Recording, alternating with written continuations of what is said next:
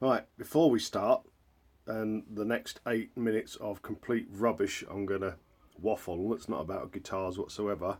Um, Preview. Yeah, another thing I forgot, for those of you which follow all my other stuff, the Escort went through its MOT, no problems again today. That's the third MOT I've done. The first MOT it had was the day I bought it, so it's his fourth MOT, sort of, and it went straight through. And of course, it completely chucked down with rain, even though it's been clean, bright, sunny, and dry for all the other days around it. And it's traditional every year for it to get wet once a year. So, anyway, onwards and outwards, guitar. Cheers. Hello, bring you back. Oh, I forgot me drink. Right, part 5. Fretless, headless, fretless bass. Just wiping up a few loose ends. Before we start though, I'm brain dead, of course. Oh, so unprepared as usual. Hi, part 5, welcome. Right, Mick Karn, the famous fretless bassist from the 80s, was in Japan, of course. One of my favourite bands of all time, and along with Gary Newman and the rest of them. So yeah, Mick Karn was in Japan. I just think I'm completely senile. I just can't remember anything anymore. So Mick Karn was in Japan. Rest in peace, Mick. What a legendary fretless bass player he was, or bass player, full stop. So there's other stuff. Oh yeah, last video I was waffling on about cars and sewage pipes and everything else. Well, the story was actually leading somewhere, and I forgot halfway through where I was going with it, as usual. The real point of going through all that rubbish was when I had my block paving done. They managed to chop through my NTL cable, which carries all my Virgin internet, landline, and everything else. That it comes underground. So they managed to chop through the cable. Not an issue. It happens all the time when people are digging up. And here comes Luca, right on cue. So when they're digging things up, they often chop through NTL cables because they put them shallow underground. I know, Luca. I know. I'm trying to do a video here. You always come when I'm doing a video. So, anyway, they cut through it. They glued it all back together, and I went and checked the telephone line. Yeah, perfect. I checked the internet. Perfect. No problems at all. Next day, they put in the sub bass, whacked it down, put the bricks, whatever you want to call them, blocks in, whacked them down, put the sand on and all that, whacked it down. I thought nothing of it. Off they went. About so many days later, I went and sat down by the telephone, computer and telephone next to each other, and the only reason I ever use a telephone, landline, is to ring up the Chinese takeaway, because it's next to the computer and that's where I keep the menu. Other than that, I never use landline. So lo and behold, the landline's not working. It's dead. Done the usuals. I've checked with Virgin. There's no faults on the line. I've rung it myself from my mobile phone. It rings, but there's nothing coming through. So obviously, when they whacked it down, it's done the cable again. But the internet part was fine. So there you go. 3 minutes 40, and I'm still not even looking at guitars. So the lines broke. Right, the monkey got choked. We all went to heaven, a little rowboat. Clap pat. Anyway, clap pat with your partner's left hand. So what do? Do we get them to dig up all the block paving again and get Virgin round to do the line and everything like that? And oh, nightmare. So next day, Tracy and I discussed it, and basically I said, I don't use the phone. Do you use the phone? No, I don't use the phone. One of my friends calls me once a week, but she can call me mobile anyway. Fine. So neither of us use the phone. If we need a landline in the future, I can get BT to just hook me up, because I've already got a BT line into the house and all the cables coming above ground, but we just don't use them. We happen to use Virgin because it was a package.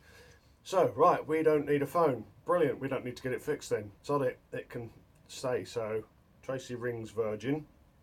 Yeah, I want to get rid of the landline. No problem whatsoever. How's your internet and TiVo multi-room Virgin television mega package? The broadband's absolutely fine. We don't want the landline anymore, thank you very much. We haven't had TV from Virgin for 3 years. Oh, well, we've been charging you for it for 3 years. Okay then. So anyway, very, very long story short, we've got rid of the landline. You normally have to give them 30 days notice, but they've waived that. We've found out that they owe us nearly £200 for the extra £5 a month they've been charging us for the TV service that we cancelled 3 years ago because we don't watch it. I only watch YouTube, and Tracy uses a tablet and has all various apps and stuff, Netflix and film this and film that. So, and oh, by the way, you've only got 150 kilobits per second or something. We're on 200 now, so we'll give you 200. Don't understand any of that, by the way. So yeah, you've been on the medium crap one. You need to be on the higher one. So we've got £200 credit on the account. We're £15 a month better off by not having the landline and the TV package. And we've now got the 200 whatever mega kilo somethings per what's it instead, and we haven't got to dig up the drive and worry about that. So that was where the conversation about the cars moving round and the sewage blooming blockage was going to go to. It was like my list of things happening.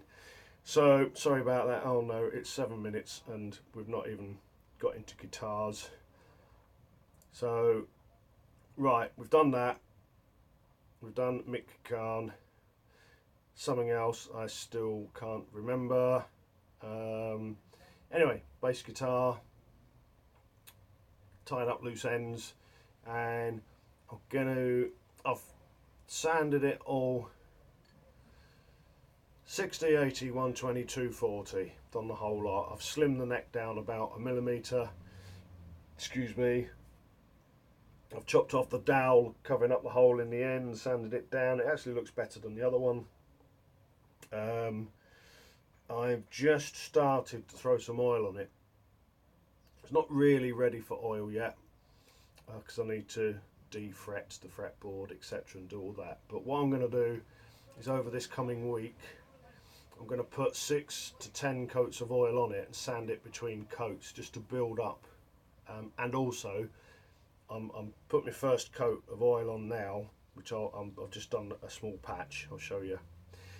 First bit on, I've sanded down to 240 and it feels absolutely gloriously smooth. As soon as you put some oil on it, you can see all the imperfections. So that's another reason I want to, lots of coats, lots of sanding between coats. And what you do is you gradually get finer sanding between coats, but you don't start nasty. I'm actually going to start the sanding at 240 with a worn 240 pad.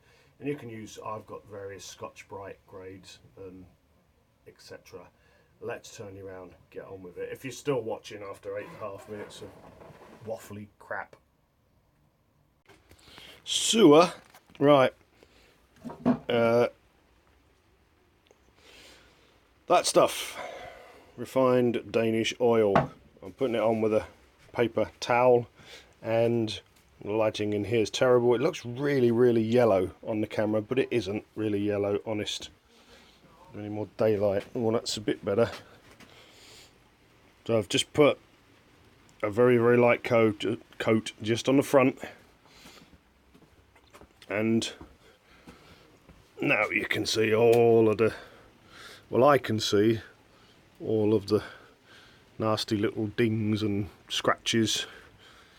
So I shall put some on. Oh, that's where the dowel went.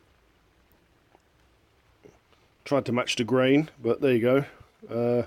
Some reason that looked perfectly lovely, and as soon as I put some oil on it, some stain, brown, black dirt stuff is there. Right, so there you go. Oil, not oil. So I'm going to throw a bucket load of oil on this, and it will just eat it overnight, hang it up, and then tomorrow sand it down, put more oil on. Next, nice and thin. I've put the lid on, and it's a child-proof lock, so obviously I can't open it. I need, oh, I can't be bothered to get the tripod out. Right, where's my rag? Not a very good cameraman. Here goes.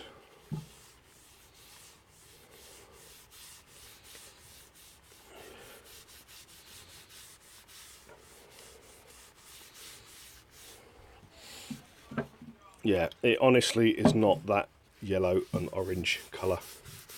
It does look like wood.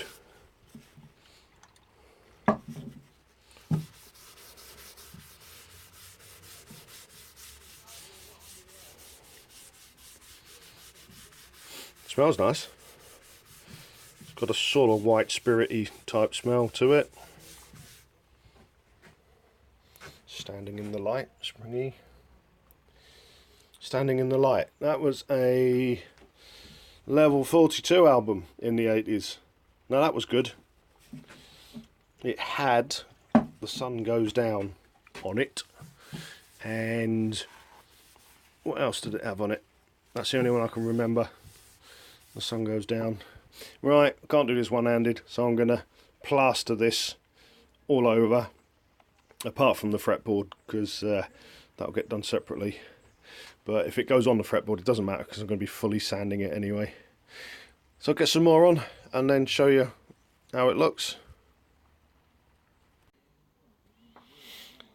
Okay, so that's that. I've just put a decent coat on it to soak in overnight, and I'll just carry on doing that for the rest of the week. Whenever I get a chance, I'll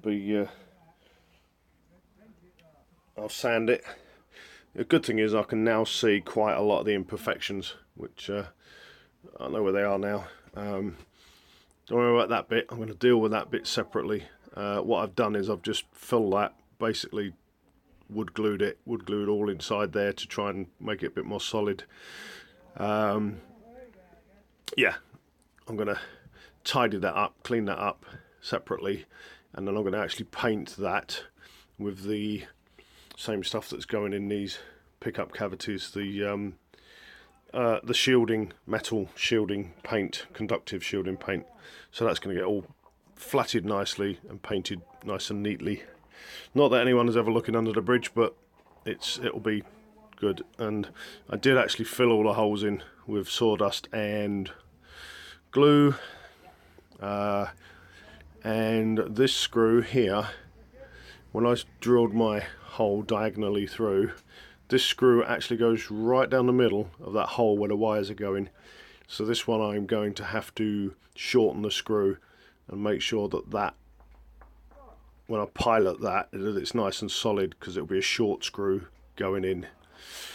And that's it. So you got a couple of minutes of actual guitar. By the way, the paper and everything that this oil's been on, I'm going to put in my burner bin down the garden, because this stuff is apparently like linseed oil. It can spontaneously ignite on rags. I don't know what the conditions have to be for it, but I'm not taking any chances, so that lot's going in the burner, and I've cleared up everything. Hopefully that don't go woof overnight. So yeah, just basically all week I'm going to be sanding more coats of oil, sanding oil, sanding oil. Just keep doing it for a week or maybe 2 weeks. Meanwhile, I'll do all that stuff I keep promising. So that is that. Okay, that's the end of part 5. Basically 8 minutes of me waffling about crap and a couple of 3 minutes about the guitar. So thanks for sticking with me. I won't put you through all the pain of all the next coats. I will just get on with it and bring you back and see how it is. Does look a little, I don't know if it's just me, it don't look yellow and orange like it does on camera. It looks like sort of going a little bit teak-ish. Hopefully each coat will make it darker, but at the moment it does look very much like a Habitat bedstead. So any of you who remember Habitat, that's where we are. Peas and loaf, Arbage Springy. There was a load of other stuff,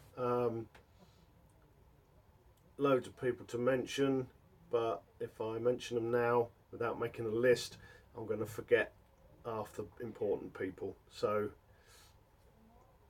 peace and love, peas and loaf. See you later. Sewer, Arbage Springy. See you later.